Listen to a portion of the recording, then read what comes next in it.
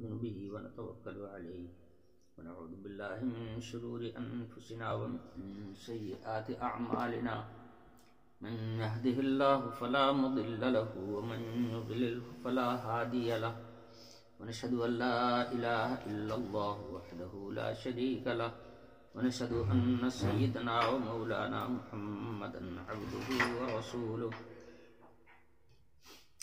أما بعد فأعوذ بالله من الشيطان الرجيم بسم الله الرحمن الرحيم وإذ قال إبراهيم رب اجعل هذا البلد آمنا واجنبني وبني أن نعبد الأصنام رب إنهن أضللن كثيرا من الناس فمن تبعني فإنه مني ومن عصاني فإنك غفور رحيم ربنا إني أسكنت من ذريتي بواد غير ذي زرع عند بيتك المحرم ربنا ليقيموا الصلاة فاجعل أفئدة من الناس تهوي إليهم وارزقهم من الثمرات لعلهم يشكرون.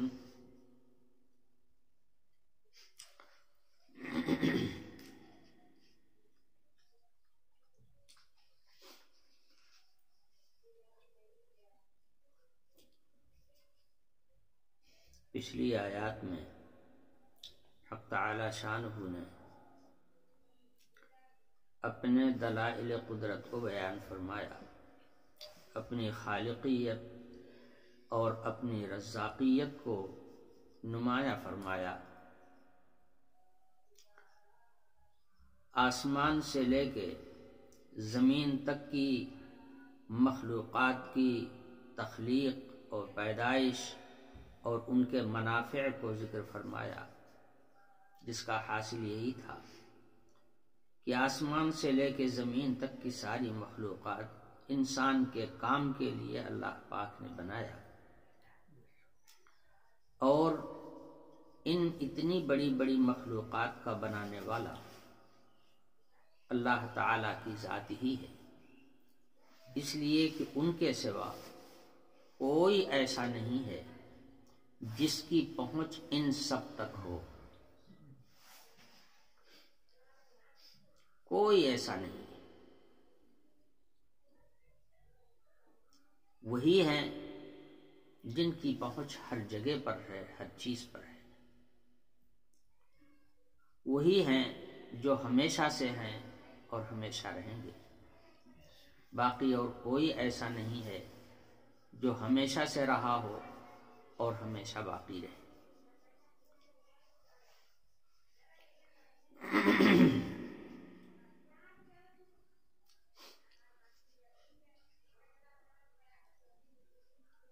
ان باتوں کو بیان کرنے کے بعد جو حق تعالی شانہ کے وجود پر دلیل بھی ہیں اور حق تعالی شانہ کی قدرت کاملہ کے لیے ثبوت بھی ہیں،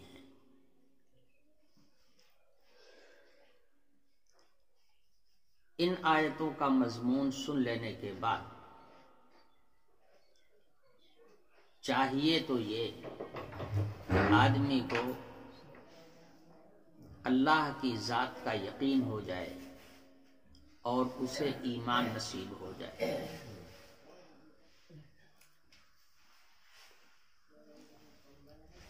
مگر صرف دلائل ایمان کے لیے کافی نہیں ہوتے، بلکہ دو چیزیں ضروری ہوتی ہیں.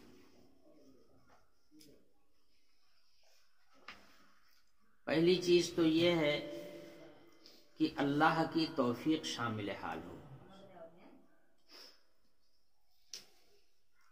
دلائل لاکھ سنے آدمی، اگر اللہ کی توفیق نہ ہو تو اس کو اللہ کی پہچان نہیں مل پاتی یا اس کو ایمان حقیقی کی دولت نہیں ملتی. آخر شیطان جو ہے، کیا اس کے پاس علم کی کچھ کمی ہے؟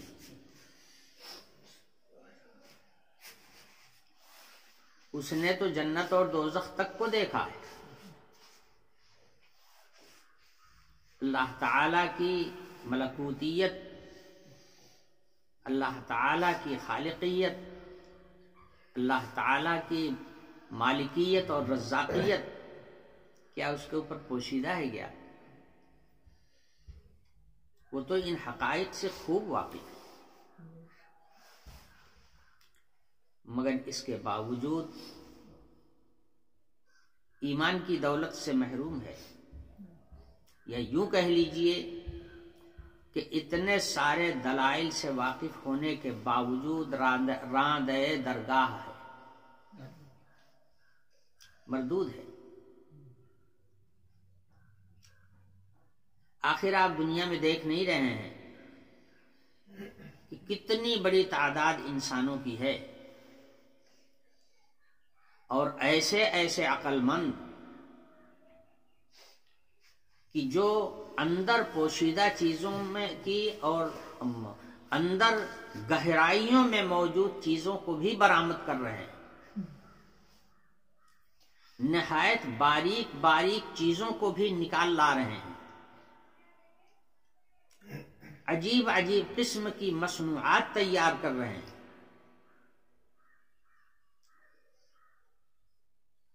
تو معلومات کا جہاں تک تعلق ہے تو ان کے پاس بھی بہت بڑی معلومات ہے۔ آج کل کا سائنسی ڈاکٹر، یا یوں کہہ لیجئے کہ ڈاکٹری سائنس کتنی ترقی پر ہے۔ اللہ تعالیٰ نے اس انسانی مشین کے اندر کیسے کیسے کل پرزے بنائے ہیں، اگر ان ڈاکٹروں سے کہیے کہ تم بھی بنا دو گے تو کہیں گے نہیں، ہم نہیں بنا سکتے۔ ایسا نظام جو انسان کے جسم کی مشین میں چلایا گیا ہے، یہ کسی کے بس کی بات نہیں ہے۔ مرض کی پہچان اور مرض کو دور کرنے کے لیے دواؤں کی تیاری آج کس اعلیٰ پیمانے پر ہے، لیکن جان بچا سکیں، موت سے روک سکیں، اس کے اوپر کسی کو قدرت حاصل نہیں۔ اگر روح نکل جائے تو دوبارہ زندگی لانے پر قدرت نہیں۔ اگر اعضائے رئیسہ فیل ہو جائیں تو دوسرا عضو اس کی جگہ پر بنا کر کے اس کو چالو رکھنے کی طاقت کسی کے اندر نہیں۔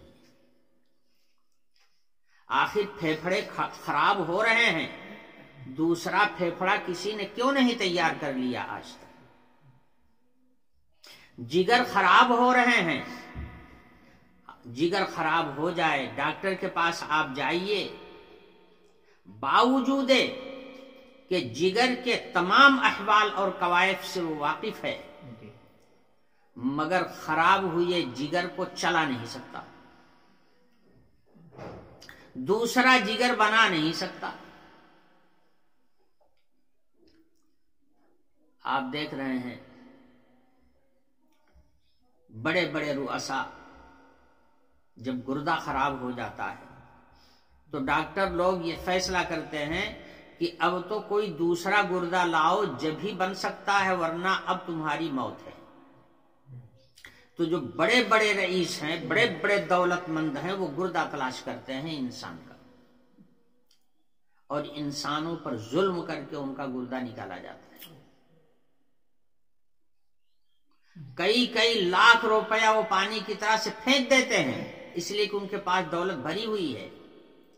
اس کا ذرہ برابر خیال نہیں کرتے کہ ایک تو میری جان ہے جس کو بچانے کے لیے میں گردہ تلاش کر رہا ہوں، اور جس کا گردہ لایا جائے گا کیا وہ بچے گا؟ کیا وہ بھی تو چلا جائے گا؟ تو گردہ تو نہیں بنا سکتے، خراب گردے کو چلا نہیں سکتے۔ ہاں کہتے ہیں کہ ڈاکٹر نے ترقی کی تو بس اتنی ترقی کی، ہاں دوسرا گردہ لاؤ تو ہم دوسرا گردہ یہاں پر اس کو فٹ کر سکتے ہیں، اتنا تو کر سکتے ہیں، اس کے آگے ہمارے بس کی بات نہیں، مجبور محض ہے۔ تو آخر کیا وہ ڈاکٹر، کیا وہ سائنسداں اس بات کو جانتا نہیں ہے کہ اس گردے کو بھی کسی نے بنایا ہے؟ اس گردے کا بھی کوئی بنانے والا ہے جس نے تیار کیا ہے، تب یہ گردہ ہمارے سامنے آیا ہے اور ہمارے جسم کے اندر آیا ہے۔ کیا اس بات کو جانتا نہیں ہے؟ خوب جانتا ہے، لیکن اس کے باوجود اس کو ایمان نصیب نہیں ہے۔ دلائل قدرت سے تو وہ بھی واقف ہے، مگر ایمان نصیب نہیں۔ کیوں؟ اللہ نے اس کو ایمان کی توفیق نہیں دی۔ اس لیے صرف دلائل کافی نہیں ہوتے، بلکہ ہدایت کے لیے دو چیزیں لازم ہیں۔ ایک چیز تو ہے اللہ کی توفیق، اس لیے ہمیشہ اللہ تعالیٰ کی طرف رجوع ہونا چاہیے اور اللہ سے اپنی ہدایت کی دعا مانگنا چاہیے۔ انبیاء علیہ السلام نے نبی ہونے کے باوجود اللہ تعالیٰ سے ہدایت کی دعا مانگی۔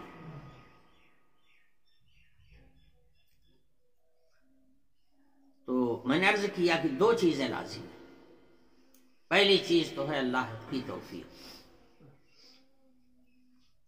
اور ہدایت کے لیے ایک دوسری چیز بھی لازم ہے، وہ ہے اللہ تعالی کی رہنمائی۔ اللہ تعالی نے لوگوں کی رہنمائی کے لیے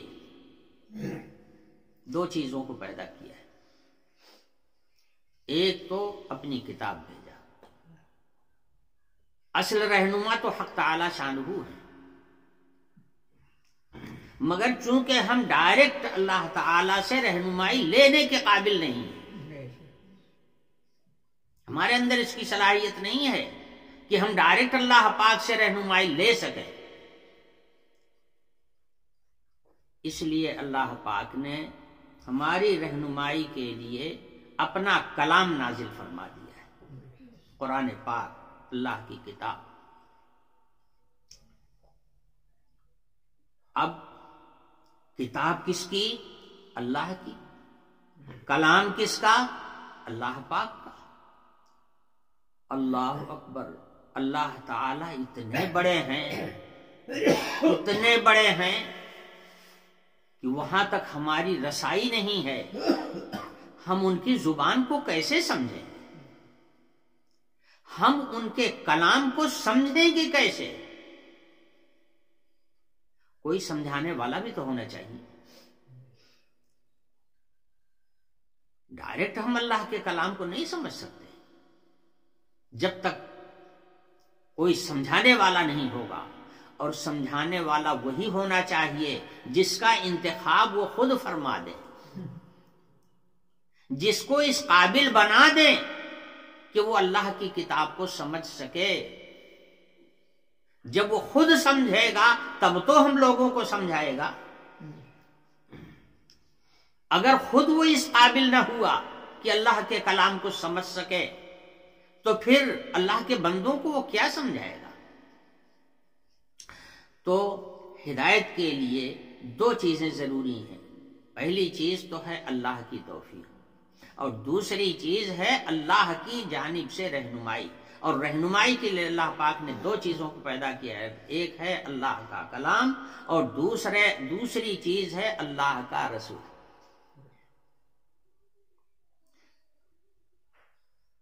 وہ برگزیدہ ہستی جس کو اللہ تعالی نے اپنی رسالت کے لیے منتخب فرما لیا ہے، وہی اللہ کے کلام کو سمجھ پائے گا، اس کے علاوہ کوئی نہیں سمجھ سکتا۔ مثال کے طور پر قرآن پاک میں آیا ہے اقیم الصلاۃ، نماز قائم کرو۔ ڈکشنری میں اور لغت میں صلاۃ کے معنی ہے دعا۔ تو اگر اللہ کا رسول نہ ہوتا صلاۃ کے معنی بیان کرنے کے لیے، تو لغت کو دیکھ کر کے ہر آدمی یہ سمجھتا کہ صلاۃ کے معنی دعا کے ہیں، بس دعا مانگ لی جاتی اور نماز پوری ہو جاتی۔ بھائی آدمی کی پہنچ لغت ہی تک تو ہو سکتی ہے نا، اور صلاۃ کے معنی ہے دعا، تو آدمی کیا سمجھتا کہ اقیم الصلاۃ کے معنی ہے دعا مانگ لیا کرو، دعا پر قائم رہو، تو لوگ دعا مانگ لیا کرتے، مگر اللہ کے نبی نے فرمایا کہ صلاۃ کے معنی دعا کے نہیں ہیں، صلاۃ کے معنی اللہ کی کتاب میں ارکان مخصوصہ کو اوقات مخصوصہ کے اندر مخصوص انداز سے ادا کرنا، اس کا نام ہے نماز، اس کا نام ہے صلاۃ۔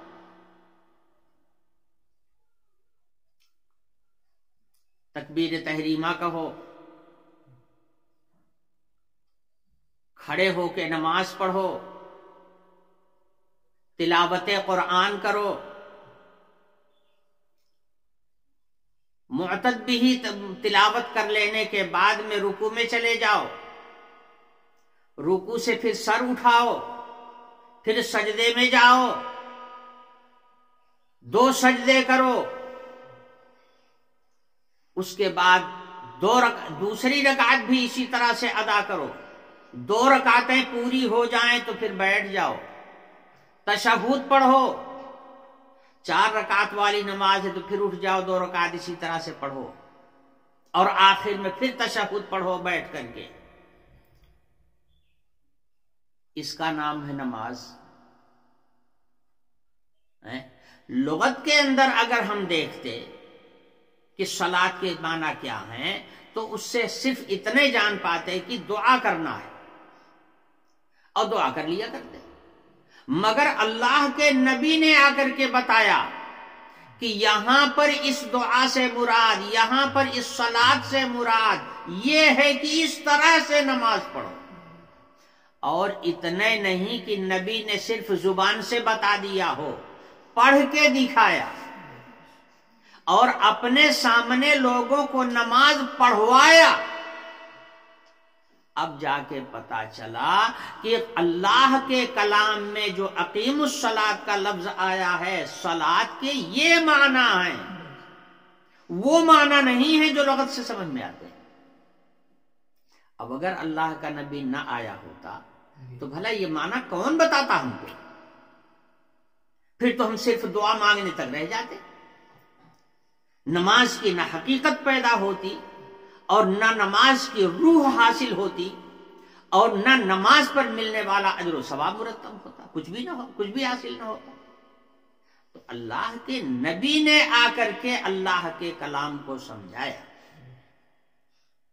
اگر نبی نہ ہوتا تو اللہ کے کلام کو کوئی سمجھ نہیں سکتا تھا۔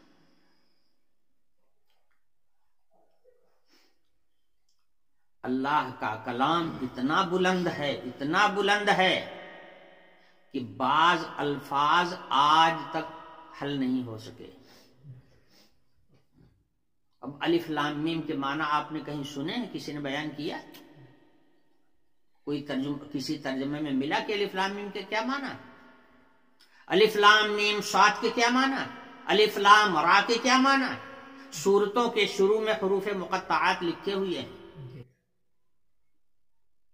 اللہ کا کلام احکم الحاکمین کا کلام ہوتا ہے، وہ جتنی بڑی شخصیت ہوتی ہے اتنا ہی اونچا کلام بھی ہوتا ہے۔ تو اللہ پاک کے کلام کو سمجھ لینا ہم لوگوں کے بس کی بات نہیں تھی اگر اللہ تعالی نے اس کلام کو سمجھانے والا نہ بھیجا ہوتا۔ تو اصل رہنما تو اللہ کا کلام، مگر اس کلام کو سمجھانے کے لیے رسول ضروری۔ اب رسول کے واسطے سے اللہ کا کلام سمجھ میں آئے گا، اور جب رسول آتا ہے دنیا میں اور لوگوں کو اللہ کا کلام سمجھا کے پھر دنیا سے چلا جاتا ہے، تو اللہ کے کلام کو سمجھنے والے لوگ دنیا میں موجود رہتے ہیں، اور وہ نائبین رسول کہلاتے ہیں۔ تو چاہے اللہ کا رسول ہو اور چاہے اللہ کے رسول کا نائب ہو، رہنمائی کے لیے ضروری ہے۔ اسی لیے یہ خیال لوگوں کا بہت غلط ہے کہ ہم کتاب پڑھ لیتے ہیں، کتاب سمجھ لیتے ہیں، اب ہم کو کسی عالم کی کیا ضرورت ہے۔ بہت سے لوگ اس غلط فہمی میں مبتلا ہیں آج تک کہ ہم کو عالم کی کیا ضرورت ہے، کتاب ہمارے پاس موجود ہے، ہم تو کتاب پڑھ لیتے ہیں۔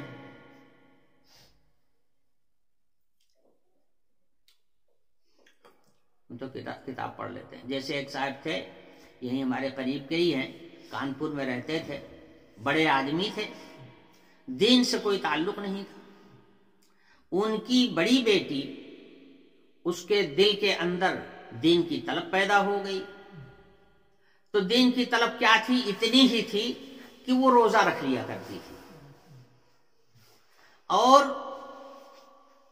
پنسورا منگا کے رکھ لیا تھا۔ کبھی کبھی خاص طور سے رمضان کے مہینے میں تھوڑی دیر پنسورا کھول کر کے پڑھ لیا کرتی تھی۔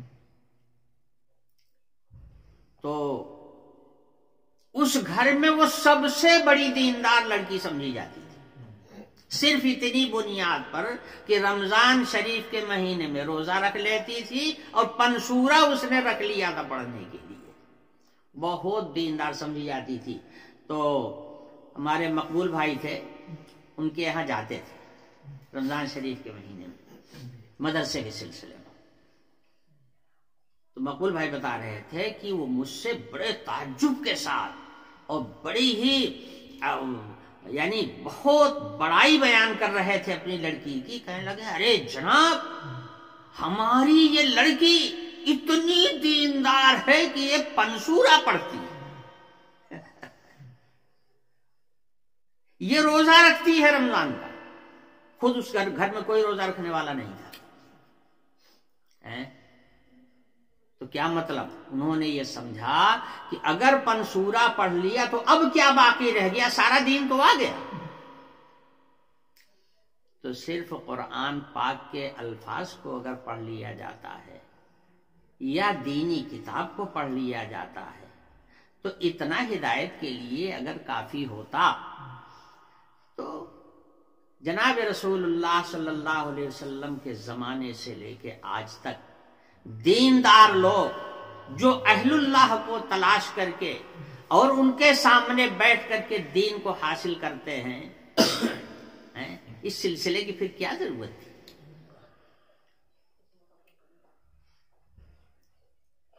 کسی کتاب کو سمجھنے کے لیے اس کتاب کا سمجھانے والا ہونا چاہیے۔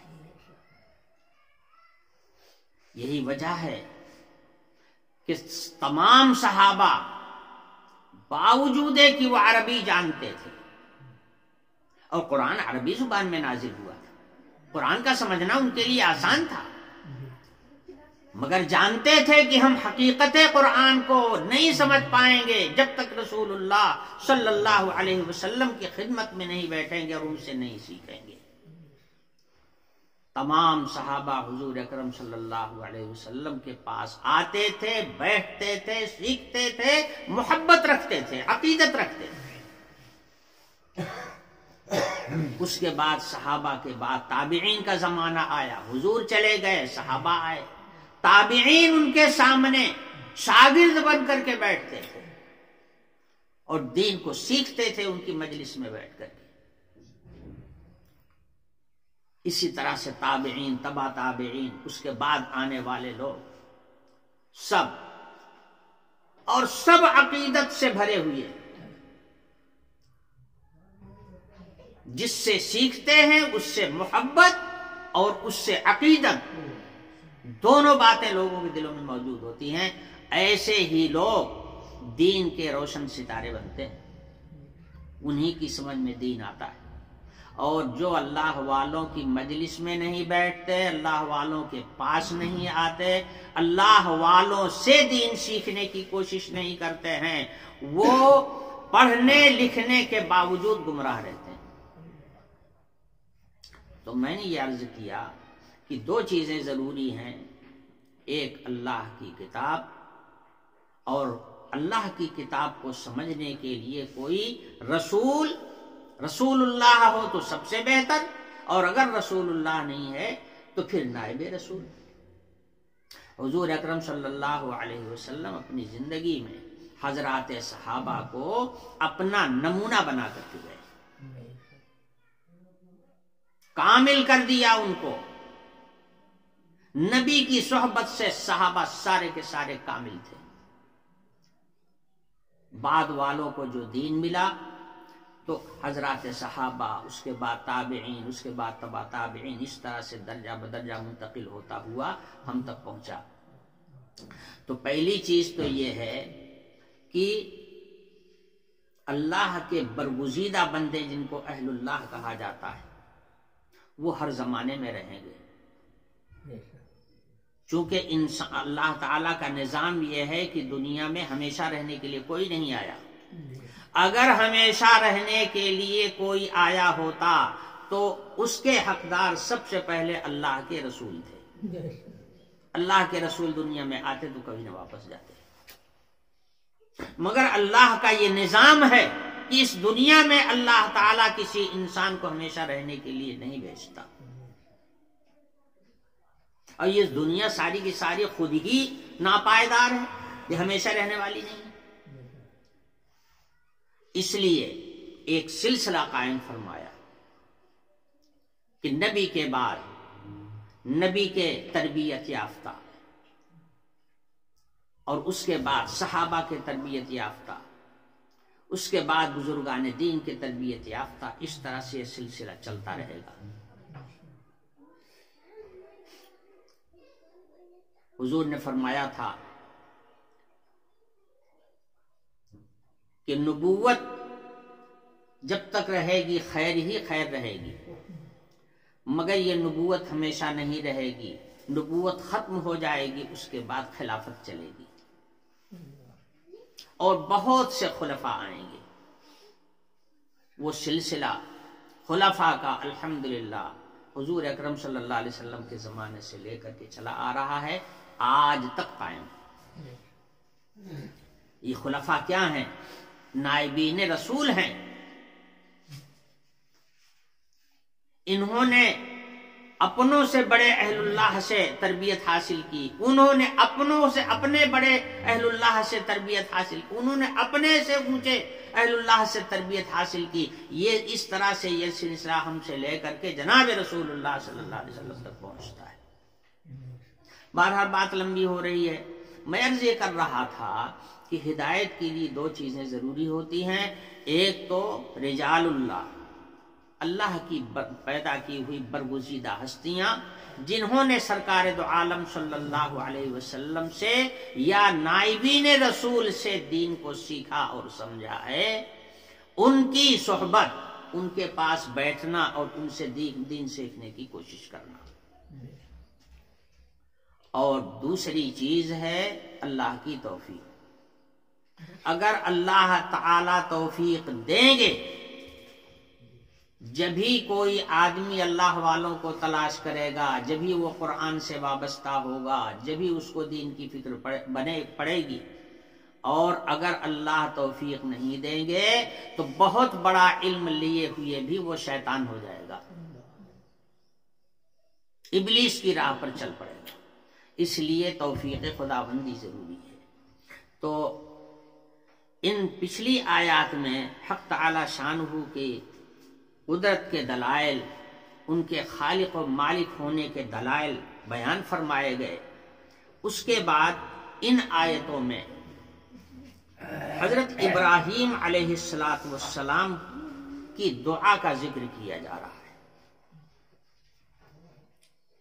حضرت ابراہیم علیہ السلام نے اللہ کو خوب پہچانا تھا، اللہ کو خوب پہچانا تھا۔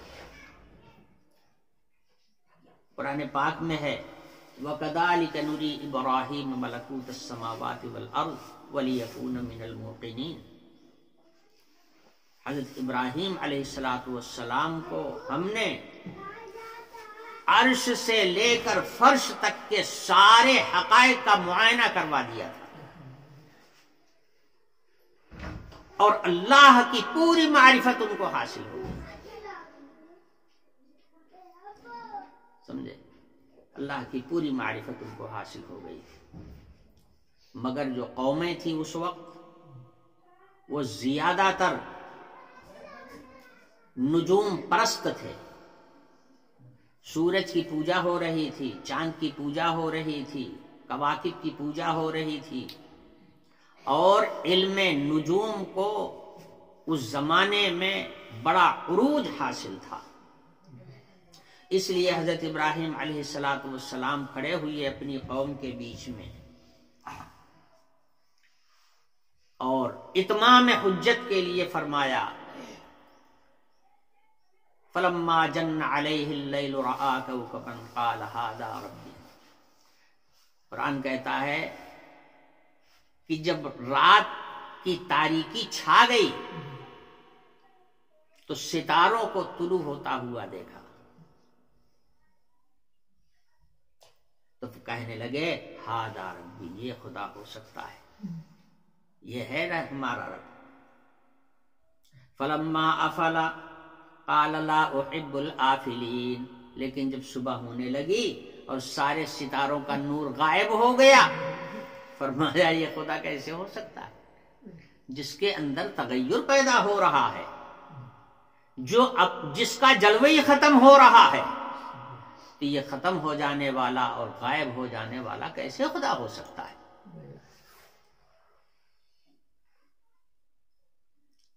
فلما رأى القمر بازغا قال هذا ربي.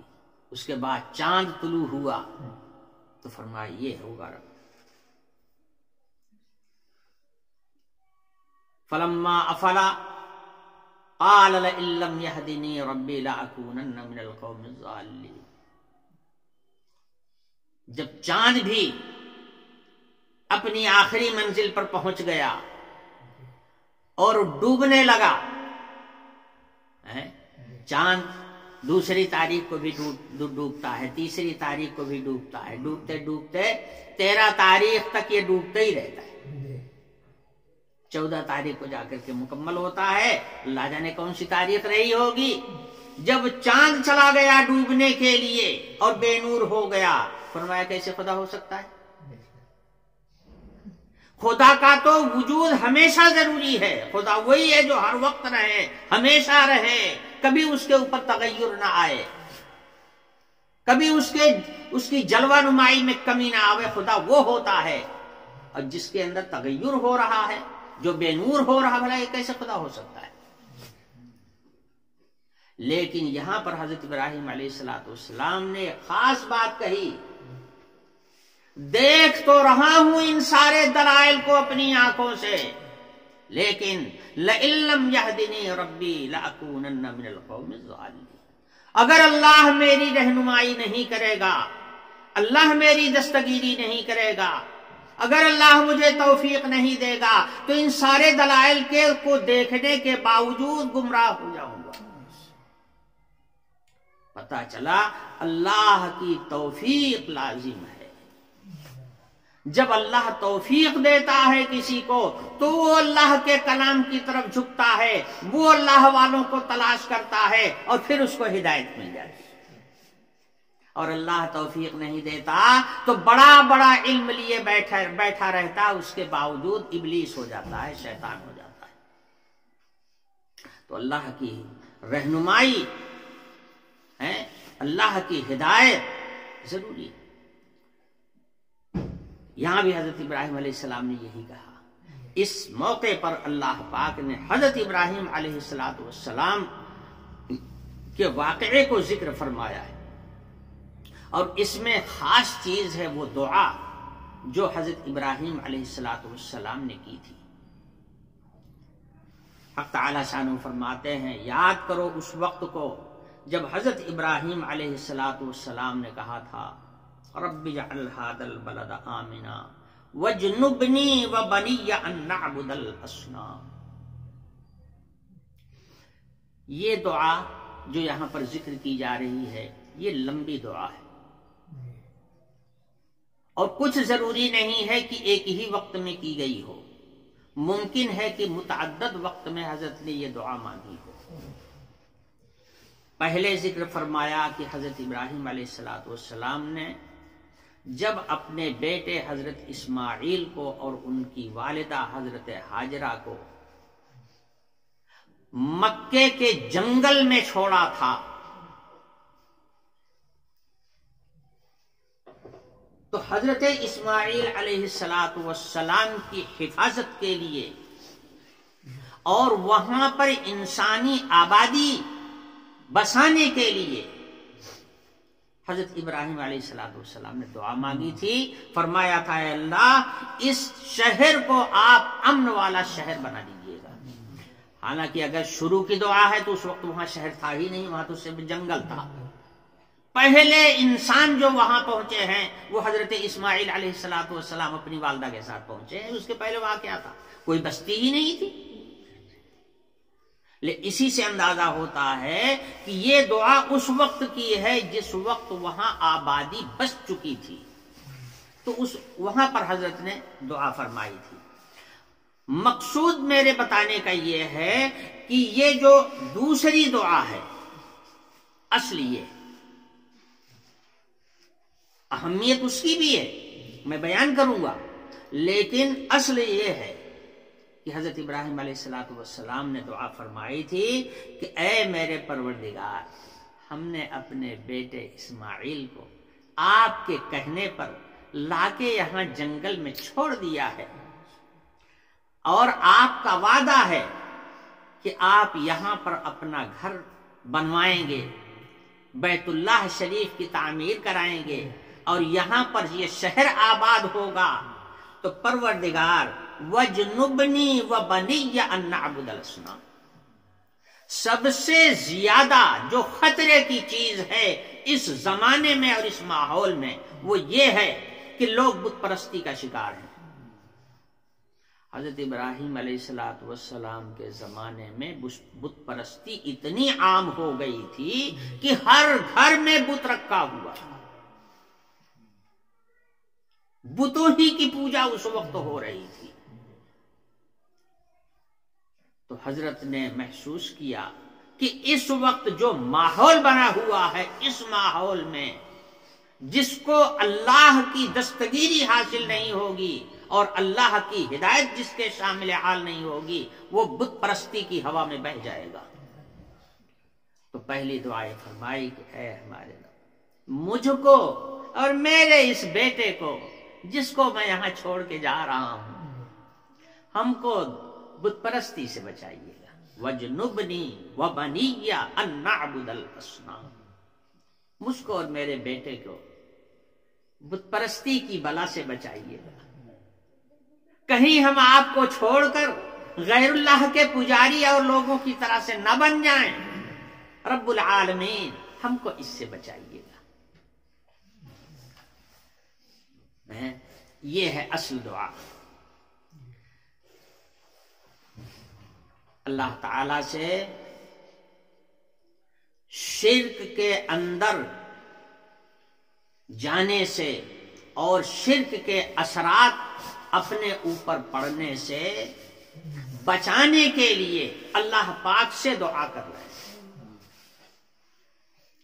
پتہ چلا کہ ہدایت کی دعا ہمیشہ مانگتے رہنا چاہیے، اپنے علم پر اپنی سمجھ پر بھروسہ کر کے بیٹھ نہیں جانا چاہیے، اللہ تعالی سے توفیق کی دعا مانگتے رہنا چاہیے۔ اسی لیے جناب رسول اللہ صلی اللہ علیہ وسلم کی شریعت میں، جس میں سب سے اہم عبادت نماز ہے، ہر بندے مومن کو اپنی نماز کی ہر رکعت میں یہ دعا مانگنا سکھایا گیا ہے، اہدنا الصراط المستقیم، اے اللہ ہم کو صراط مستقیم کی ہدایت فرمائیے۔ ہر بندے مومن پانچوں وقت کی نماز میں اور پانچوں وقت کی ہر رکعت میں اللہ تعالیٰ سے دعا مانگتا ہے، اہدنا الصراط المستقیم۔ جب نبی نے دعا کی تو پھر غیر نبی کا کیا پوچھنا ہے؟ غیر نبی تو بہت جلدی بہک سکتا ہے، نبی تو آفتاب ہدایت ہوتا ہے. جب وہ دعا مانگ رہا ہے اللہ تعالی سے تو پھر غیر نبی کتنا زیادہ حاجت مند ہے اللہ سے دعا مانگنے کا. تو ہدایت کی دعا مانگتے رہنا چاہیے. آگے فرمایا رب انہن اضللن کثیرا من الناس، ان بتوں نے بہت سارے انسانوں کو گمراہ کیا ہے. تو کہیں ایسا نہ ہو کہ ان بتوں کے جال میں ہم بھی پڑ جائیں.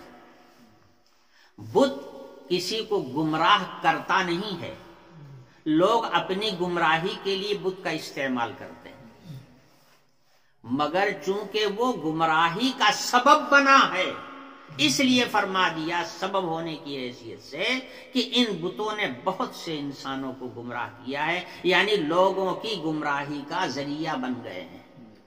تو اے اللہ ان بتوں سے ہم کو دور رکھیے گا، کہیں ایسا نہ ہو کہ ہم ان کے جھانسے میں آ جائیں اور ان کے جال میں پھنس جائیں. پروردگار ہماری حفاظت فرمائیے گا. یہ دعا فرمائی حضرت ابراہیم علیہ السلام نے.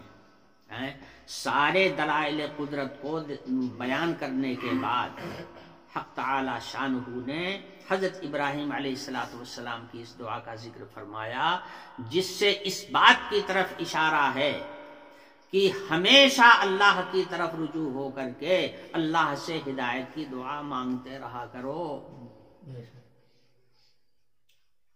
اب آتے ہیں ہم اس پہلو پر کہ ان آیات کا نزول جس واقعے سے متعلق ہے وہ واقعہ ہے حضرت ابراہیم علیہ السلام کی زندگی کے اس وقت کا جب 1000 تمناؤں کے بعد 99 سال کی عمر میں، یعنی بڑھاپے کے آخری حالات میں، اللہ پاک نے حضرت ابراہیم علیہ السلام کو اکلوتا بیٹا اسماعیل عطا فرمایا تھا. ابھی تک کوئی بچہ نہیں ملا تھا. جب 99 سال کی عمر ہوئی، نہ جانے کتنی دعائیں کی تو یہ بچہ ملا.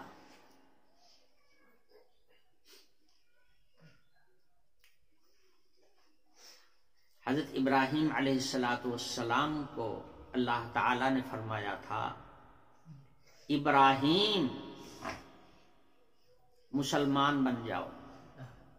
اذ قال له ربه اسلم،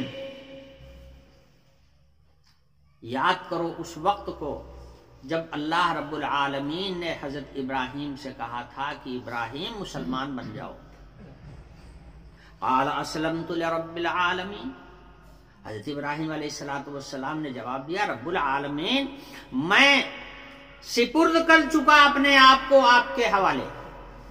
میں اپنے آپ کو، اپنی ذات کو، اپنی روح کو، اپنے جسم کو، اپنے سارے تعلقات کو، اپنی ساری خواہشات کو سب آپ کے حوالے کر چکا. اسلم، یہی معنی ہے مسلمان ہونے کے. آج مسلمان ہونے کے معنی سمجھ لیجئے. مسلمان کہتے کس کو ہیں؟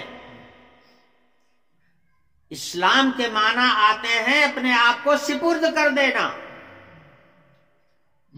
گردن نہادن بطاعت، اللہ کی فرما برداری کے لیے اپنی گردن جھکا دینا. یعنی زندگی کے ہر وقت میں اللہ کے لیے اپنے آپ کو قربان کر دینا، اللہ اپنی ذات کو اللہ کے حوالے کر دینا. یہ معنی ہے مسلمان ہونے کا. حضرت ابراہیم علیہ السلام نے فرمایا رب العالمین میں مسلمان ہو گیا، میں نے اپنے آپ کو آپ کے حوالے کر دیا.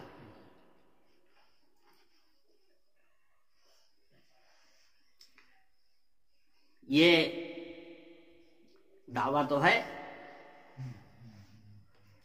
لیکن اس دعویٰ کو آزمایا بھی جائے گا کہ اس دعویٰ میں آپ سچے کتنے ہیں.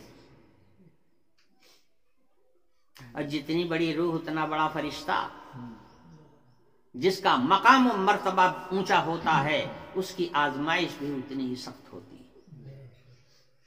معمولی درجے کا آدمی ہوگا، معمولی درجے کی میں معمولی چیزوں سے آزما لیا جائے گا، لیکن جو جتنا بڑا ہوگا اتنی بڑی آزمائش میں اس کو ڈال دیا جاتا ہے۔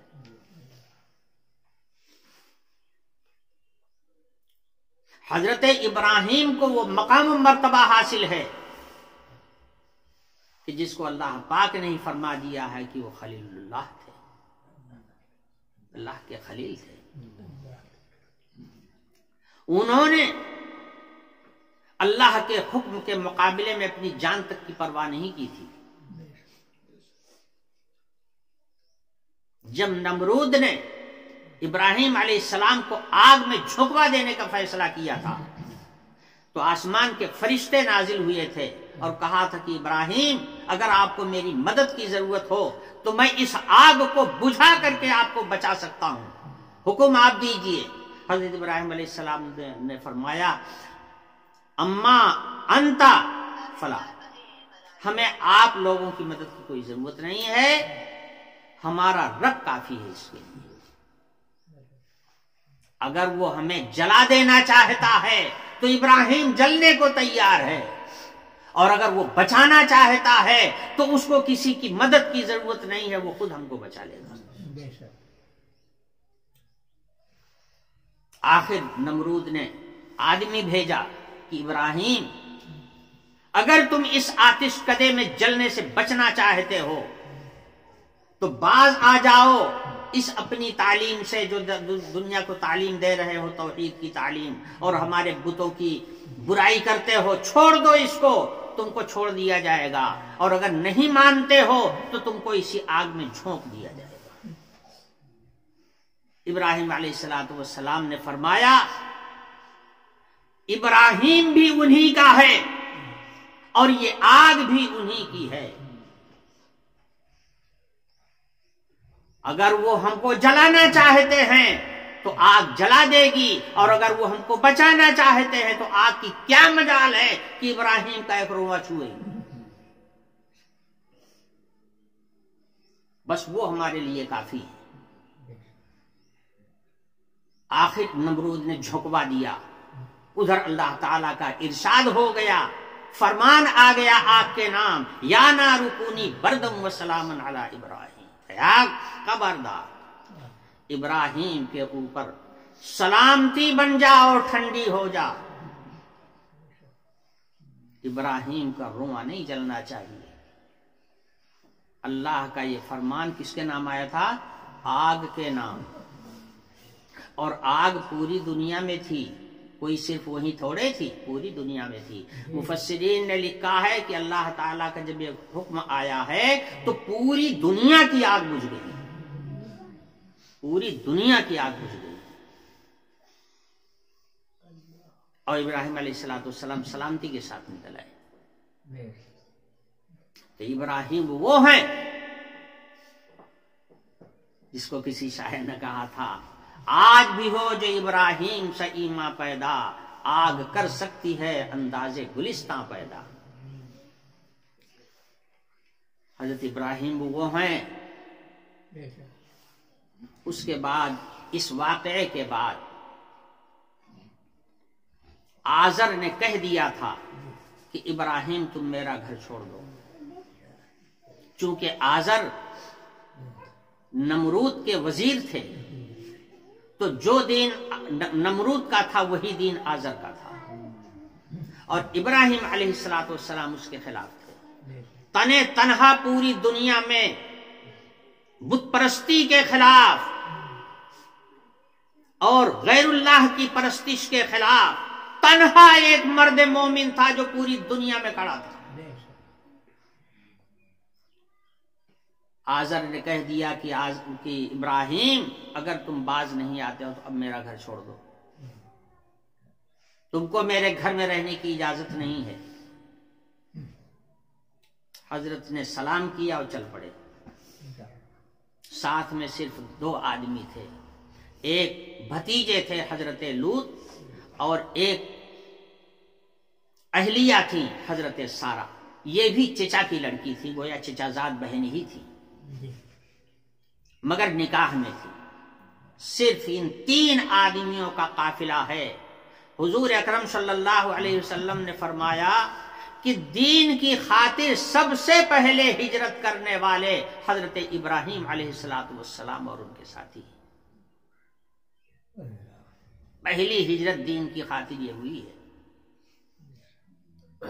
بڑی بڑی قربانیاں پیش کی ہیں حضرت ابراہیم علیہ السلام نے۔ ایک عظیم ترین قربانی کا وقت آیا۔ اس وقت تک تو حضرت ابراہیم علیہ السلام نے کوئی دعا نہیں مانگی تھی اولاد کے لیے، لیکن جیسے جیسے عمر بڑھتی چلی گئی تو پھر آخر میں بچے کی دعا مانگی کہ پروردگار ہمیں کوئی بچہ عطا فرمائیے، رب ہب لی من الصالحین۔ اللہ تعالیٰ نے اس دعا کو قبول فرمایا۔ اب بات تو بڑی لمبی ہے۔ نکاح میں حضرت سارہ تھی، حضرت سارہ سے کوئی بچہ نہیں تھا۔ اسی ہجرت کے سفر میں جب مصر کے طرف سے گزر ہو رہا تھا تو ایک بڑا واقعہ پیش آیا تھا۔ فرعون مصر نے حضرت سارہ کو اپنے محل میں بلا لیا تھا، اور نیت خراب تھی اس کی، مگر حضرت سارہ جب پہنچی ہیں تو اس کے اوپر مرگی آئی اور گر پڑا۔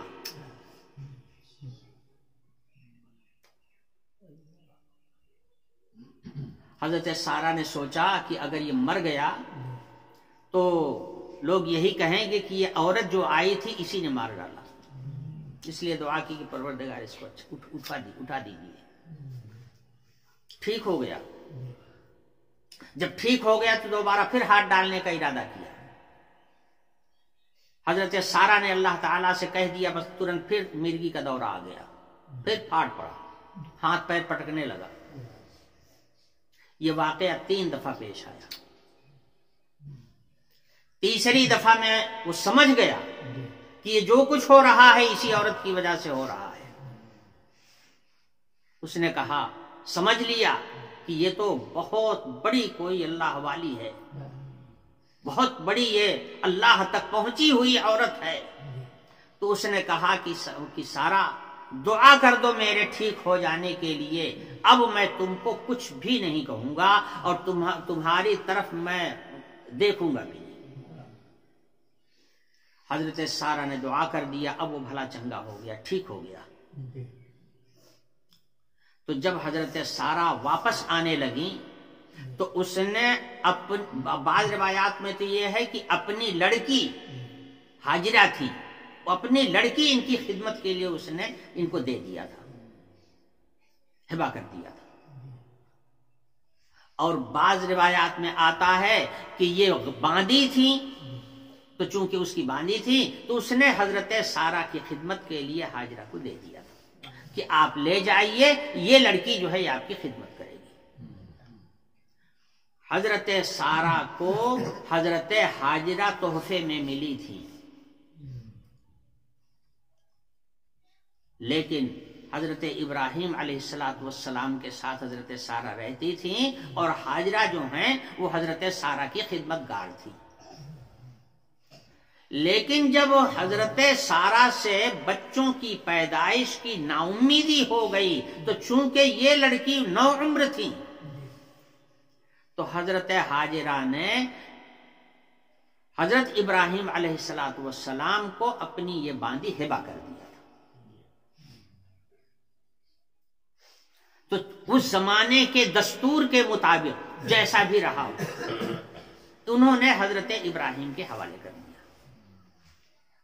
ان کی بھی خواہش یہی تھی، سارہ کی بھی خواہش یہی تھی کہ میرے گھر میں کوئی کھیلنے والا بچہ ہو جاتا تو بڑا اچھا۔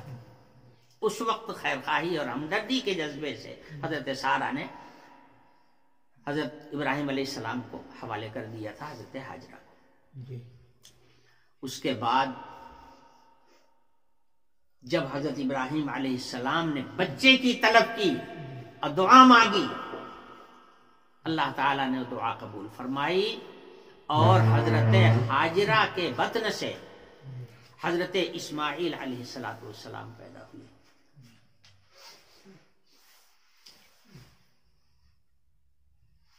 لیکن چونکہ اب حضرت حاجرہ حضرت سارہ کی سوتن ہو چکی تھی،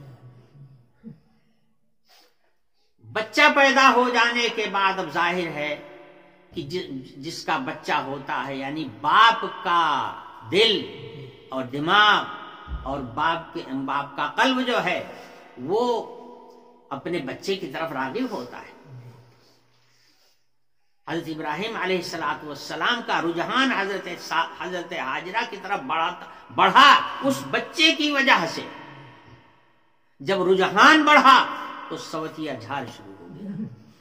یہ طبی انسان کی فطرت ہے.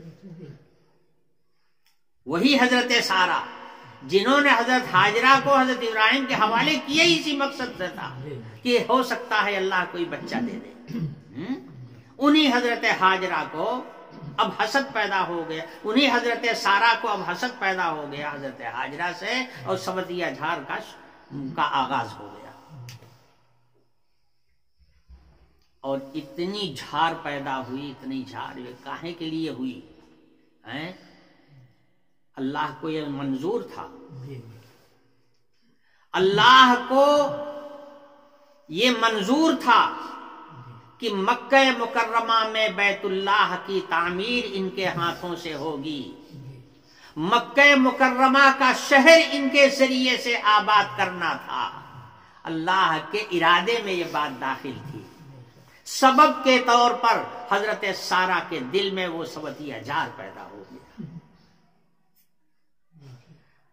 حضرت سارہ اب اتنا دور رہنے لگی حضرت حاجرہ سے اور اتنا نفرت کرنے لگی کہ ایک منٹ وہ دیکھنا نہیں چاہتی تھی، اور یہی کہتی تھی کہ اس کو بھگاؤ میرے گھر سے، میں اس کے ساتھ نہیں رہوں گی.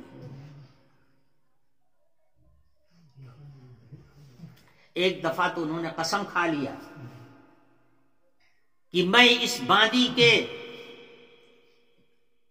ناک کان کاٹ لوں گی، 3 شریف اعضا کو میں اس کے کاٹ ڈالوں گی. سارہ نے قسم کھا لیا. حضرت ابراہیم علیہ السلام بہت پریشان ہوئے کہ کیسی قسم کھا لیا اس نے. کہا سارہ ایسا مت کرو. تو سارہ کہنے لگی میں نے قسم کھا لیا ہے، اب تو کرنا ہی کرنا ہے.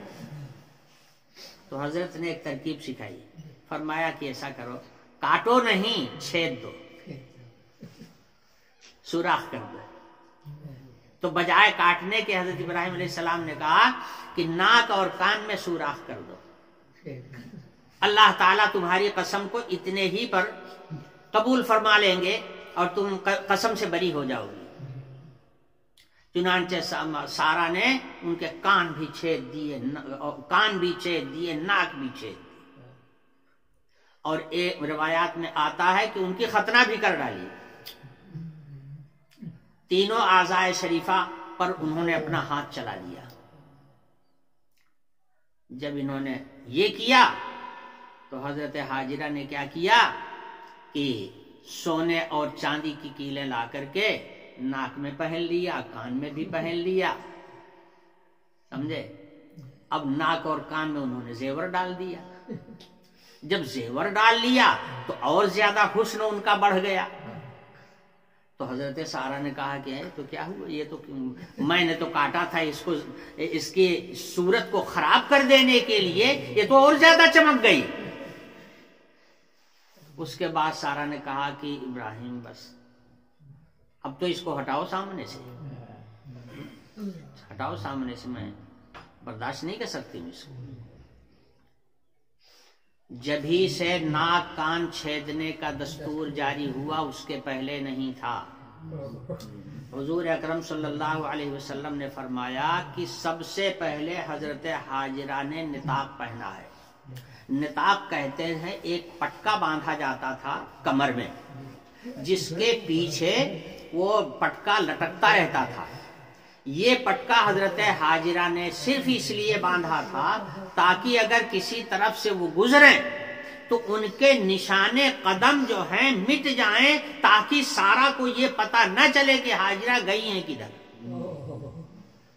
اس مقصد کی خاطر انہوں نے پٹکا پہنا تھا، اور یہ پٹکا مدت دراز تک پہنا جاتا رہا، یہاں تک کہ جناب رسول اللہ صلی اللہ علیہ وسلم کے زمانے میں بھی یہ پٹکا پہنا جاتا تھا عرب میں۔ اسی لیے حضرت اسما کو ذات النطاقتین کہا جاتا تھا، وہی پٹکا تھا حضرت اسما کا کہ جب حضور ہجرت کر رہے تھے اور توشادان باندھنے کے لیے کوئی چیز نہیں تھی، تو حضرت اسما نے اپنا پٹکا نکال کر کے چیر کر کے دے دیا تھا، آدھا پٹکا باندھ لیا تھا اور آدھا پٹکا دے دیا تھا کہ حضرت کا توشادان باندھ دیا جائے۔ اس لیے حضرت اسما کو ذات النطاقتین اسی وقت سے کہا جانے لگا۔ حضور کے زمانے میں بھی یہ دستور تھا، اور کسی نہ کسی درجے میں وہاں دستور اب بھی ہے۔ وہاں پر ایک پٹکا یہاں کمر میں باندھا جاتا ہے، کیونکہ کپڑا لمبا پہنا جاتا ہے، اس لمبے کپڑے کو سنبھالنے کے لیے ایک پٹکا باندھ لیا جاتا ہے۔ آج بھی وہاں پر کسی نہ کسی درجے میں دستور ہے۔ بہرحال اب ادھر سے اللہ پاک کا حکم آ گیا کہ اسماعیل کو اور ہاجرہ کو لے کر یہاں سے جاؤ، اور مکہ مکرمہ جہاں آباد ہونے والا تھا اس جنگل میں لے جا کر کے ان کو بسا دو۔ حضرت ابراہیم علیہ السلام نے اللہ کے اس وعدے پر اور اللہ کے اس حکم کو پورا کرنے کے لیے اپنے اس بچے کو کاندھے پہ لیا، حضرت ہاجرہ کو ساتھ میں لیا اور لے کر کے نکل پڑے۔ اللہ تعالیٰ سے پوچھا رب العالمین کہاں لے جاؤں؟ فرمایا تم چلو، ہم راستہ بتائیں گے، راستہ بتایا جائے گا۔ اللہ تعالیٰ کی جانب سے ان کو مقام بتایا گیا، لے کر کے پہنچے جہاں پر آج زمزم کا کنواں ہے، وہیں بغل میں کچھ اونچائی تھی، اس اونچائی پر ایک بہت بڑا پیڑ تھا۔ حضرت ابراہیم علیہ السلام لے کر کے جب ان لوگوں کو وہاں تک پہنچے ہیں تو حکم ہوا کہ اسی پیڑ کے نیچے ان کو چھوڑ دو۔ حضرت ابراہیم علیہ السلام نے حضرت ہاجرہ کو اور اس ننھے منھے بچے کو لے جا کر کے وہاں اللہ کے حکم سے چھوڑ دیا۔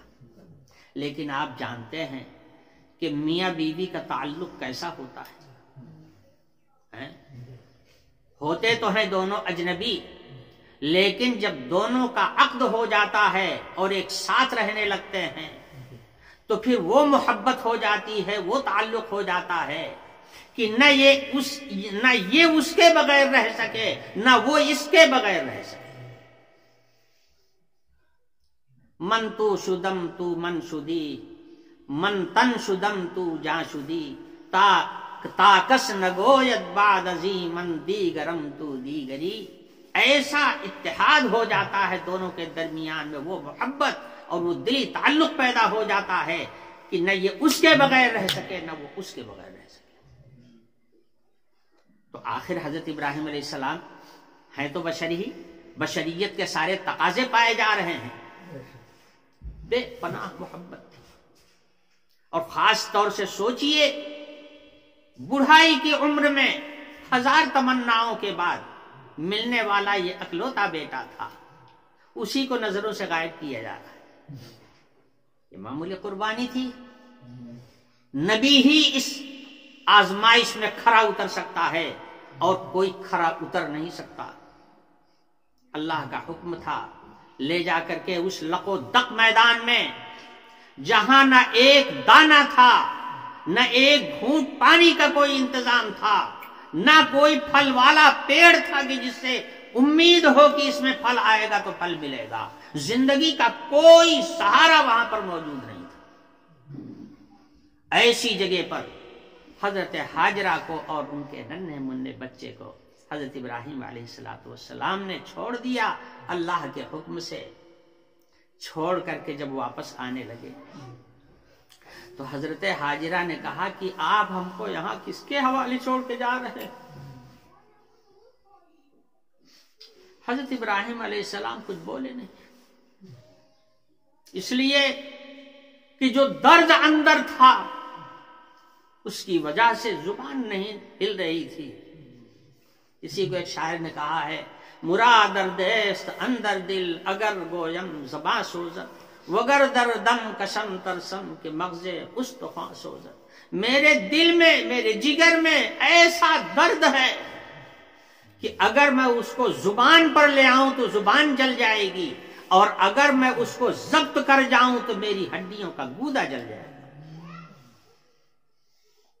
کچھ نہیں بولے.